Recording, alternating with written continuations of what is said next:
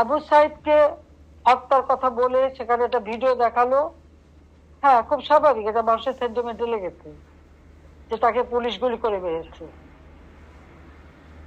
এখানে আমার প্রশ্নটা হচ্ছে, তাকে যদি পুলিশ গুলি করে থাকে, তো গুলি খাওয়া একটা লোক এরা টেনে নিয়ে গেল, এখানে কিন্তু কোনো রক্তের চিহ্ন দেখা যায়নি।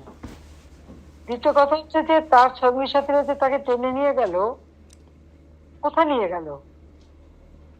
যার গুলি লাগবে তাকে তো সাথে সাথে হাসপাতালে নেওয়ার কথা। হাসপাতালে নেবে, অপারেশন করবে, বুলেট বের করবে, তাকে বাঁচাবার চেষ্টা করবে।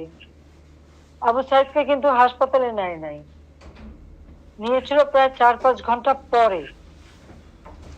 4-5 ঘন্টা পরে হাসপাতালে নেওয়ার পর ডাক্তাররা যখন চিকিৎসা করে তখন সে মৃত্যুবরণ করে।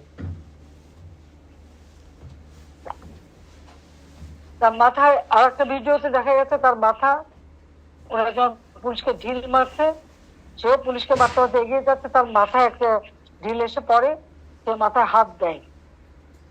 তাহলে প্রশ্ন যে এই একটা সেন্টিমেন্ট তুলে তারা যে এতগুলি জীবন নিয়ে খেললো, এর জবাব কে দেবে?